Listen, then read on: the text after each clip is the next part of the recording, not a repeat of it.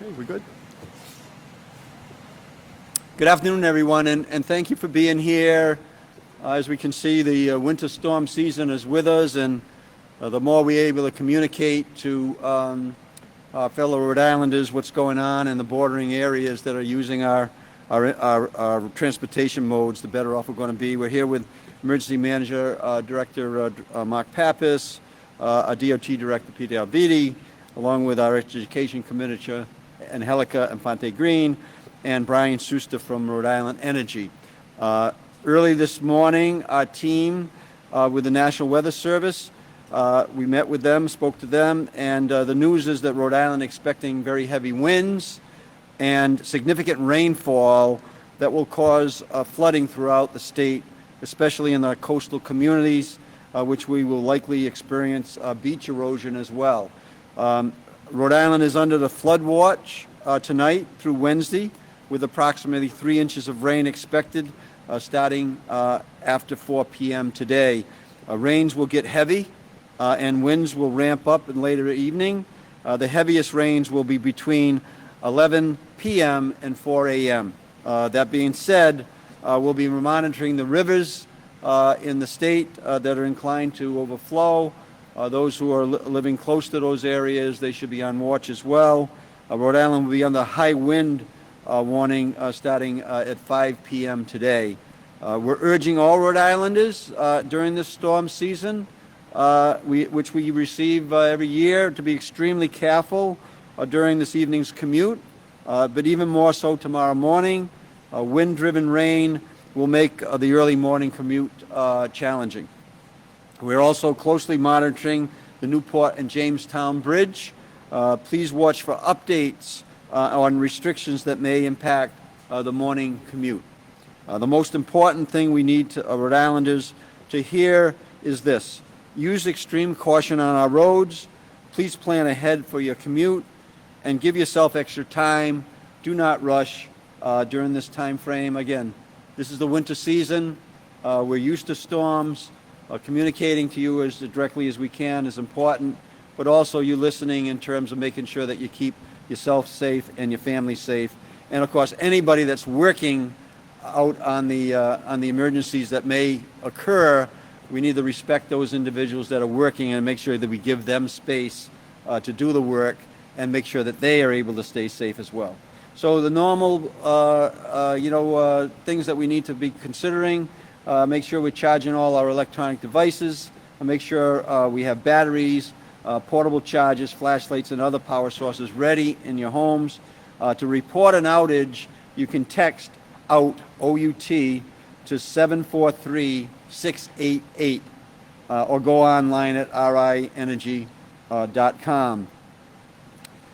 Now I want to share how we're geared up for this storm again. Rhode Island Energy has procured an additional 160 line crews and over 100 tree crews to address outages. I was talking to Brian earlier.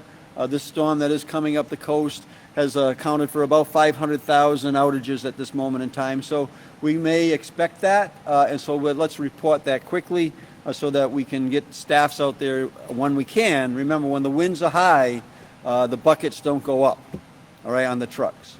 So we're going to make sure that we respect and make sure that the individuals who are doing the work are safe as well.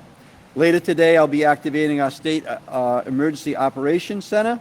Our team at the Rhode Island Emergency Management Agency is already in touch with local emergency management agencies. So important that we're connecting in with your local municipalities, as we are.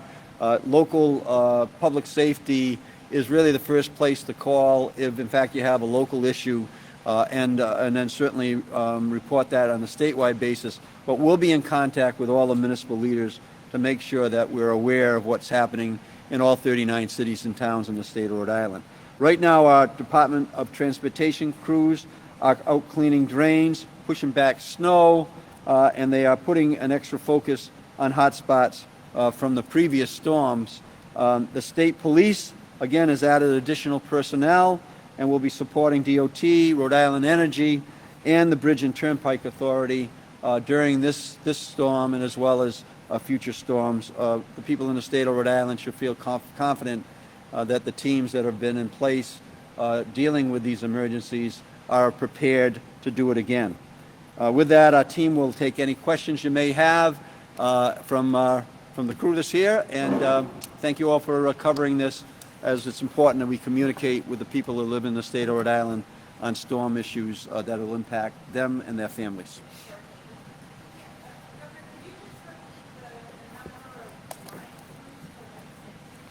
Yes, 160 line crews and over 100 tree crews, and they're being strategically placed throughout the state. Rhode Island Energy is really responding very strongly to be strategically placing those line crews where we anticipate the most problems, flooding or outages, and then they'll be working, I don't want to speak on behalf of Brian, but logistically they'll be working to respond to wherever the emergency might exist.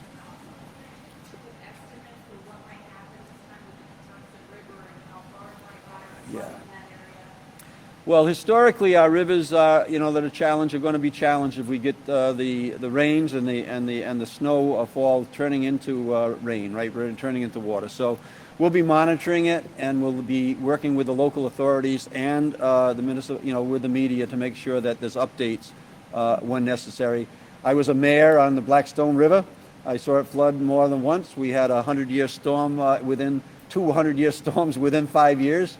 So we know the impact that has on how we need to make sure that we're monitoring the situation, but we'll keep you informed. Yeah.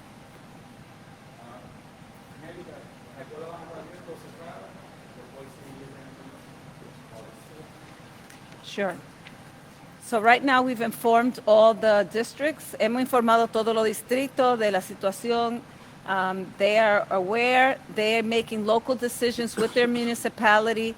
Districts that are in places where there's usually flooding, they're making those decisions based on the weather, and they will inform the parents. En los lugares donde los ríos se suben, están tomando diferentes decisiones que en otro distrito, pero por favor, los distritos lo van a informar ustedes si van a haber clases, si va a ser virtual, cualquier decisión que tomen. Parents, please wait. The districts will communicate with you whether they're going to have in-person, virtual, or they're just going to take the day. The decision will be made by each district depending on what the conditions are. So that will be developing, and it'll be an ongoing situation.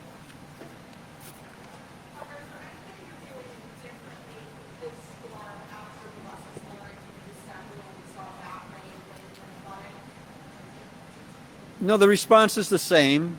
With our emergency management, with Director Pappas, leading the charge and doing everything we can. I mean, if there are emergencies that we need to file emergency declarations, as we reported, the President signed the emergency declaration from the storm in September, and I just met with the FEMA team across the way, who's already on site doing that work. So we'll just continue to rely on the expertise of our public safety, both locally and statewide, and then we'll respond to the emergency accordingly. Yeah. Okay, thank you.